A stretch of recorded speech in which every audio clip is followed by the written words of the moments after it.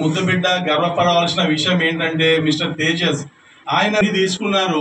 So దీనికి ముఖ్యంగా మన గవర్నమెంట్ కానీ ఇటువంటి స్కేటింగ్ లో అండ్ ప్రతి ఒక్క క్రీడలో ఎవరైతే ముందుకొచ్చి అవార్డు తీసుకొచ్చి ఇంటర్నేషనల్ ఖ్యాతి పొందుతున్నారో వీళ్ళను మనం తప్పకుండా సన్మానించి వీళ్ళను ప్రోత్సహించాలి. ఎప్పుడైతే స్పోర్ట్ ను మనము ఇంపార్టెంట్ స్పోర్ట్ గా తీసుకొని ప్రతి ఒక్క స్పోర్ట్ లో ఓన్లీ కొన్ని గేమ్స్ అందరూ దాన్ని ఇంపార్టెంట్ గా తీసుకొని దానికి స్పాన్సర్షిప్లు అవి ఇవి ఇస్తున్నారు, వాళ్ళే ముందుకెళ్తున్నారు. కానీ చూడండి ఎన్ని స్పోర్ట్స్ మెడల్స్ వచ్చినాయి మిస్టర్ తేజస్ అనే అబ్బాయికి. బోయిన్పల్లి నుంచి, మన హైదరాబాద్ నుంచి, ఆంధ్ర తెలంగాణ నుంచి, ఇండియాలో ఇంటర్నేషనల్ లో కూడా ఖ్యాతి చూపించి ఇంటర్నేషనల్ మెడల్ వచ్చిన ఈయనకు మా అందరి పొలిటీషియన్ జేఏసీ తరపు నుంచి ఈయనకు తగినటువంటి ప్రోత్సాహాన్ని తెలంగాణ గవర్నమెంట్ గారు ఇచ్చి సీఎం రేవంత్ రెడ్డి గారిని మేమందరము పొలిటీషియన్ జేఏసీ నుంచి రిక్వెస్ట్ చేస్తున్నాము.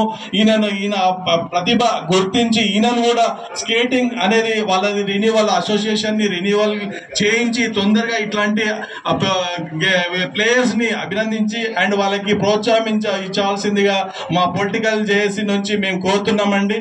ఇలాంటి ఎన్నెన్నో ఇంకా వీళ్ళకి ప్రోత్సాహం ఇస్తే ఇంకా ముందుకు వెళ్తారు.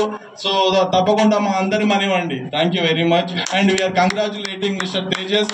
ఇక్కడికి వచ్చి మా చేసుకున్నందుకు మా అందరి నుంచి సన్మానం చేస్తున్నామండి.